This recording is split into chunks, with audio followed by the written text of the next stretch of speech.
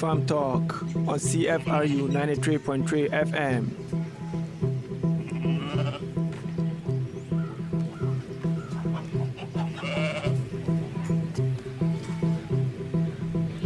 Welcome to another edition of Food Farm Talk, where we celebrate food and honor those who champion the cause of food in society.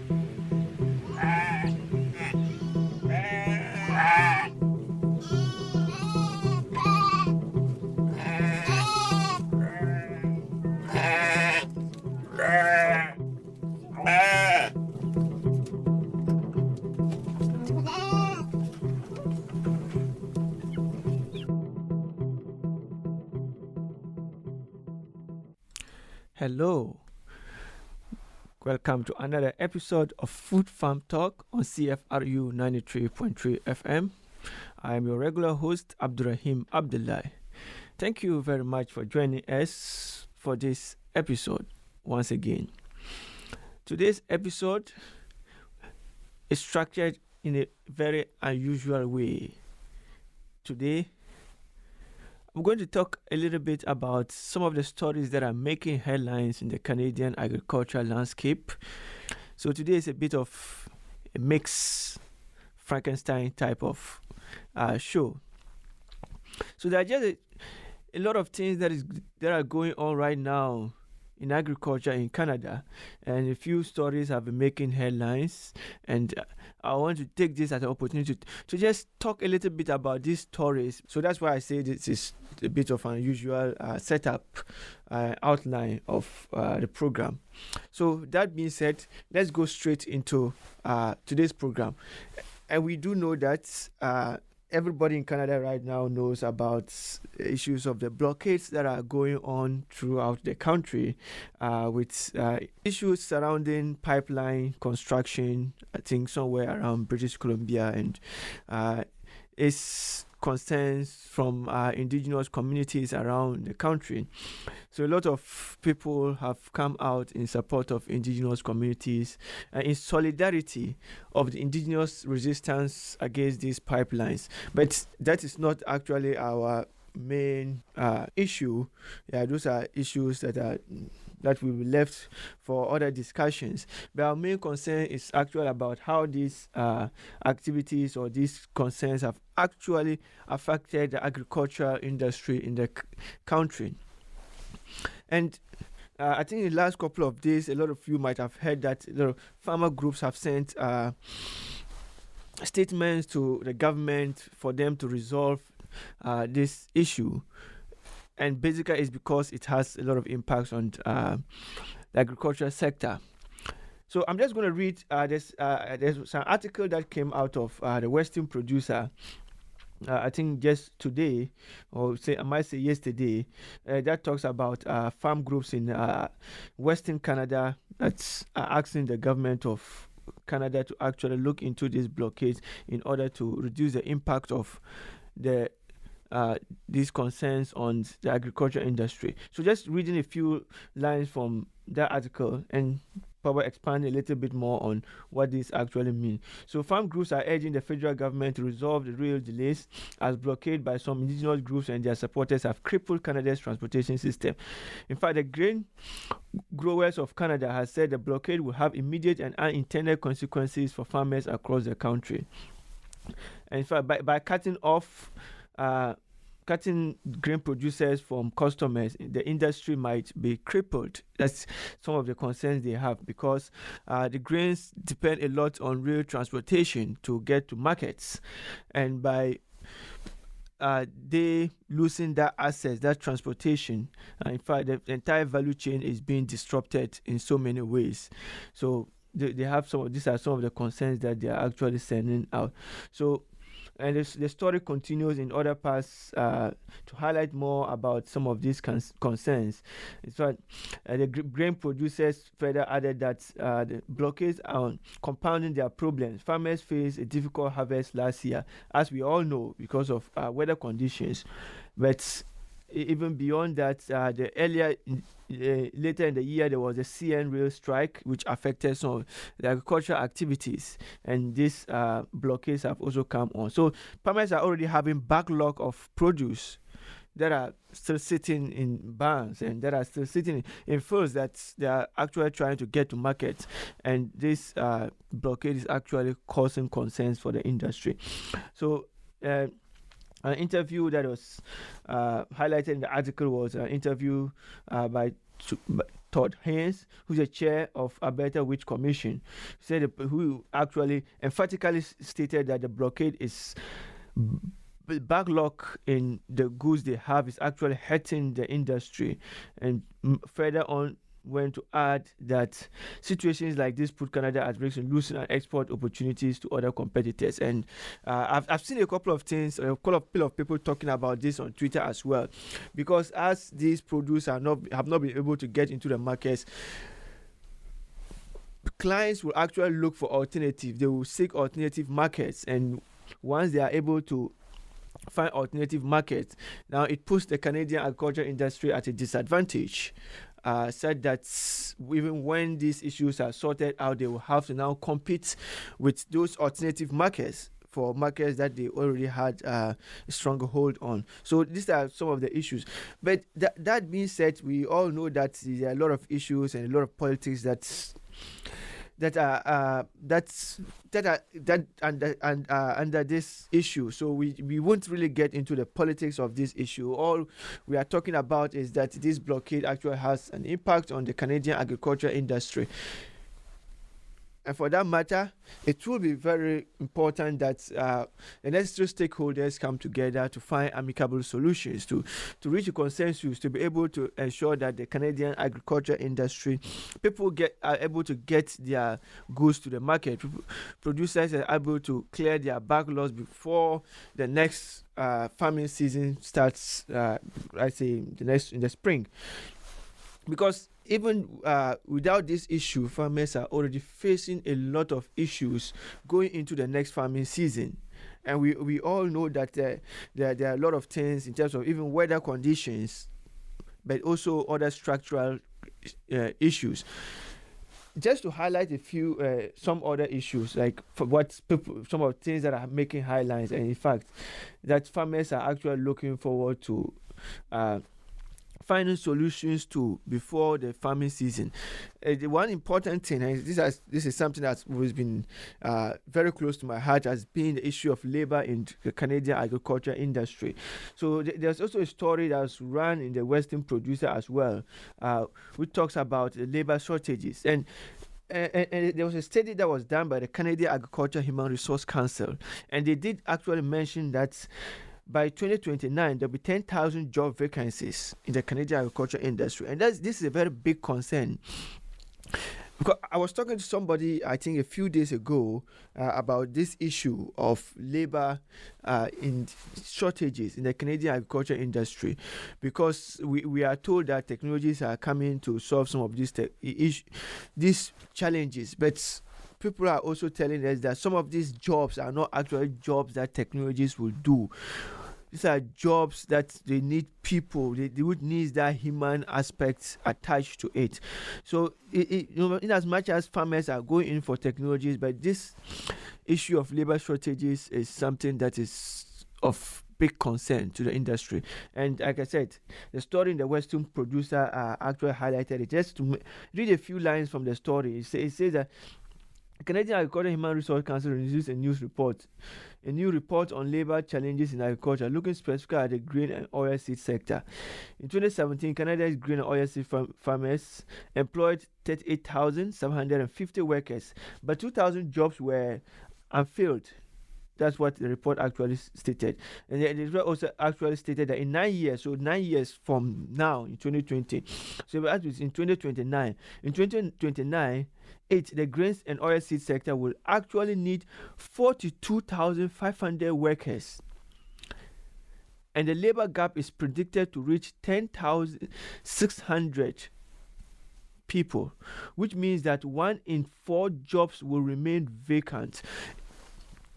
This is something that was emphatically stated in the report, and this issue is definitely of concern to not only people, farmers, but actually to everybody who is enthusiastic about the Canadian agriculture sector, or let me put it in a or in other ways, every stakeholder in the Canadian agri-food sector, because these labor challenges actually have a lot of issues, because farmers need to produce, but they can't produce if they don't have enough labor. And by not having enough labor, that means that they will have to, in some instances, reduce their capacity. They will have to reduce the amount of they produce just because they don't have enough labor to be able to take care of that. And this is really concerning. And I think that the report also goes further in terms of to highlight a few things. They highlighted in some areas that additionally 65% of farmers blamed production delays on labor shortages, and 48% said they caused loss of production. And just as I mentioned, and the Canadian Agricultural Human Resource Council also added, as the labor shortage gap widens, these financial impacts could cost the industry significantly more in terms of lost sales, as well as inhibiting its ability to grow to its full potential. Again, it is clearly noted that there are challenges, and we have to find ways to actually address these labor shortages in the Canadian agriculture industry. We have no option. Either we look for technologies, or we look for other ways that we're able to offset these losses, because if we continue this way, the industry with its goal of being the world leader in agri-food sector wouldn't be able to achieve that goal. So we really need to work on some of these issues. But how do we work on this? There have been some suggestions from discussions that I've had with colleagues, and just even things I've seen on Twitter about people trying to use immigrant workers. But of course, there are also a lot of concerns about immigrant workers in terms of their working conditions, in terms of compensation, in terms of the fact that their work is very precarious, and they are vulnerable, because most of them are just temporary workers who come in and are left at the mercy of their employers, because there's really not a lot of compensation. There's not a lot of security for them. So they are overworked in some cases, and in some cases they are made to probably do things that they are not really, they don't really want to do. So that being said, like I said, this is important that we try to look into some of these issues. So that's another big issue, and one of the big things that have come out this week, I must say, or that is trending to some extent because of the labor shortages and the report that has been released by the Canadian Agricultural Human Resource Council. So apart from that, I think there are also a few more stories, and we know that, of course, the farming season is coming and farmers are preparing for a new season. But of course, there are a few concerns that farmers are already facing, and they're already looking forward to. So, and there are a couple of stories that are trending this week with regards to some of these concerns. And I will highlight some of the concerns right after my break. So just stay tuned.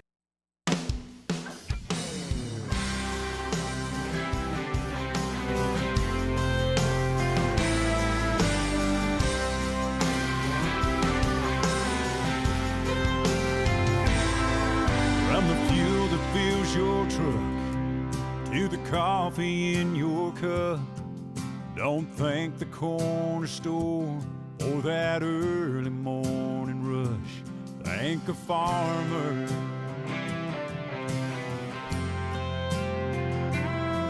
Yeah, I think back to that hayfield filled with girls and four wheels, sneaking off with her for that first time. You can thank a farmer.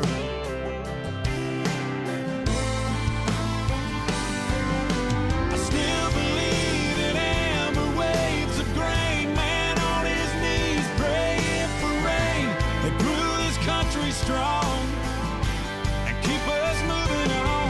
They get tougher as their lives keep getting harder. Oh, I think it's time we all thank a farmer.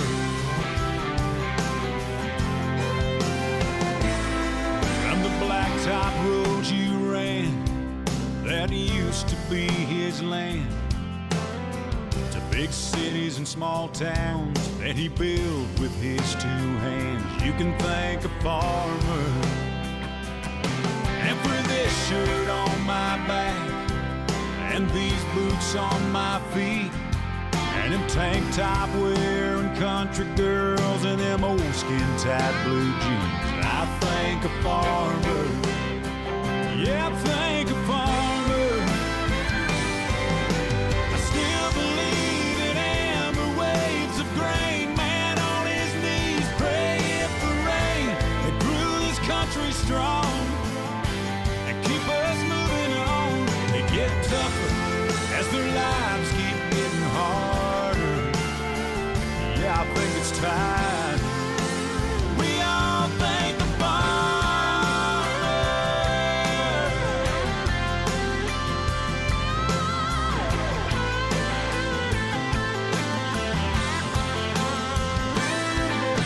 I still believe in amber waves of grain, man on his knees praying for rain that grew this country strong and keep us moving on. They get tougher as their lives keep getting harder. I think it's time we all thank a farmer.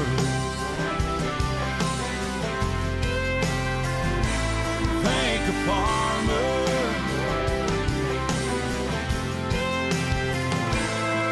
A lot of folks like me still care about the FFA and county fairs and the folks who really make this world go round.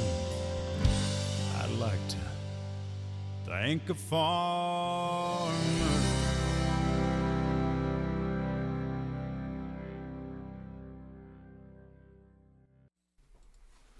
Welcome back. So you are still listening to Food Farm Talk on CFRU 93.3 FM. I'm Abdurrahim Abdullahi, and like I mentioned earlier, today's episode is a kind of Frankenstein style. What I'm just doing is just going through a few headlines, a few stories that are making headlines in the Canadian agricultural landscape over the week. Mostly just focusing on 3 or 4 stories for the day. So I think the next story that I have here is a story that was carried by Farmtario, and actually has the headline that federal seed royalty consultation remain in limbo. And like I mentioned, as farmers are preparing for a new farming season, there are a lot of things that they are looking out for. And we've talked about the blockade that is causing problems for the farm sector. But we have also talked about labor shortages.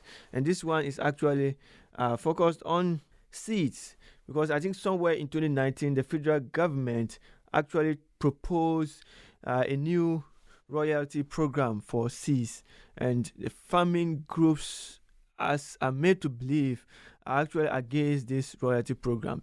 So just a brief background about this royalty program and all those things. So in 2019, I think the federal government proposed 2 options for a new form of royalty for seeds, and just a little bit of what this entails. So 2 fee options have been proposed. It was carried by the Global News as 2019, and the 2 fee option was that one would be an endpoint royalty. So, and that option would be seed producers pay royalty for fee when they deliver grain from farm saved seeds, which is the endpoint seed. And the other option was a seed royalty would be a fee paid by producers when they plant farm saved seeds. So when you plant the seeds, you pay the royalty, and the second option is actually when you deliver a grain that is planted from those seeds, you pay royalty in it. But both options have been, in fact, have received some resistance, because farm groups have always been resisting putting royalties on seeds, because it changes the power dynamics of innovation and how people actually can access seeds. So that's big issue. We started in 2019, but it was kept on hold because of election. But it surfaced again this week, as the consultation, I think it's about resuming, but we are told that the consultation is actually in limbo.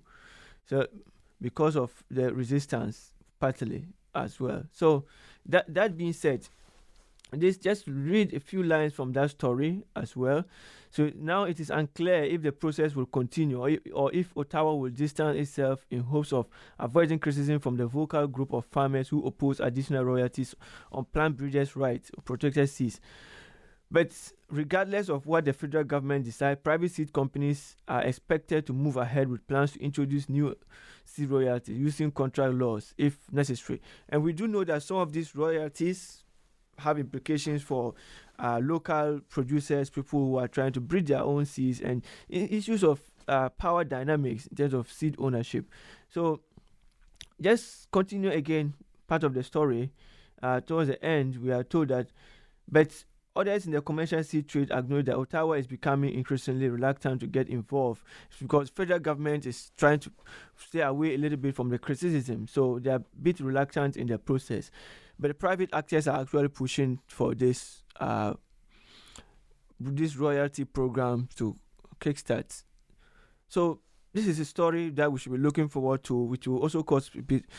There will be a lot of discussions around this issue as well, from now going on to the new farming season and the next farming season as well. So let's look out for some of these things. And in fact, I think we are almost running out of time. So we've covered a few stories, mostly about the blockade, and we've covered the issue of the labor shortage report that was released by the Canada Agriculture and Human Resource Council.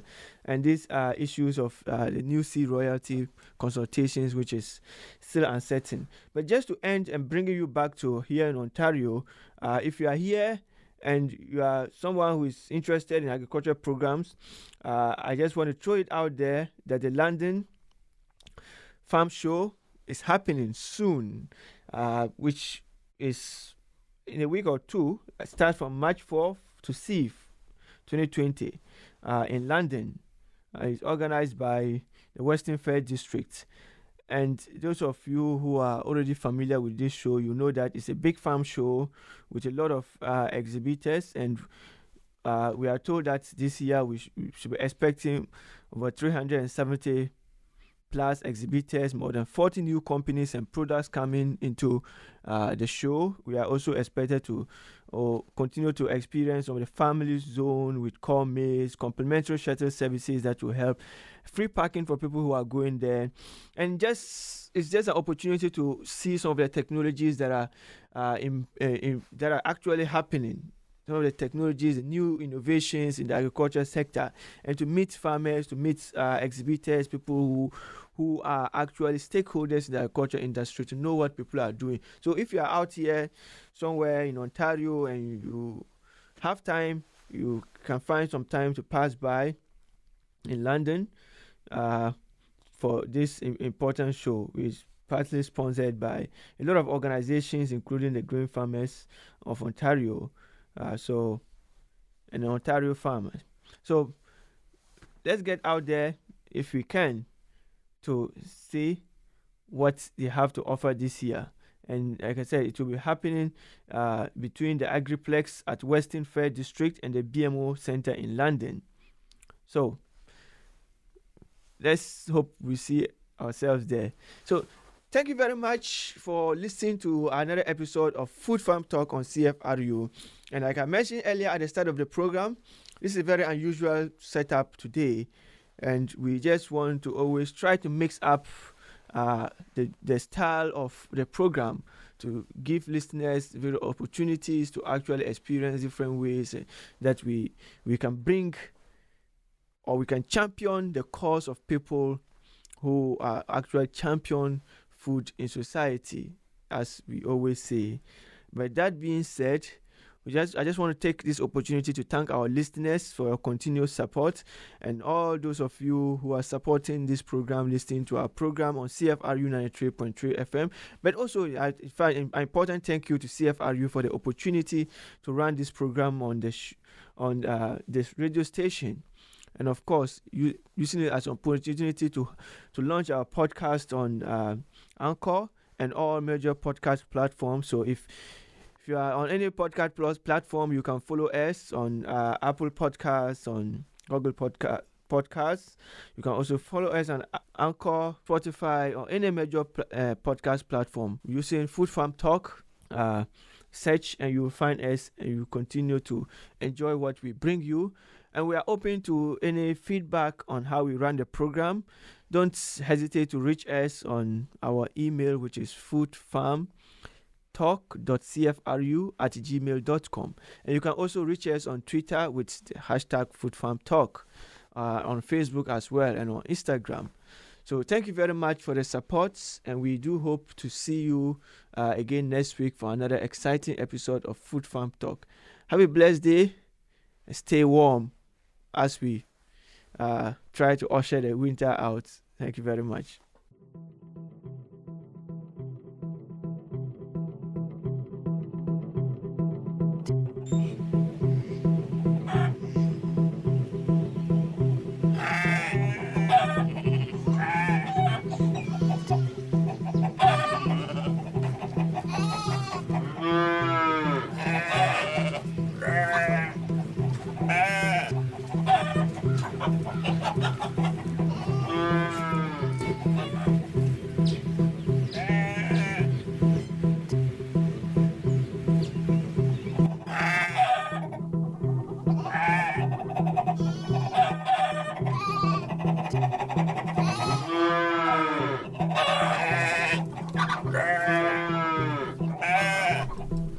Thank you for listening to Food Farm Talk. See you next week for another exciting edition.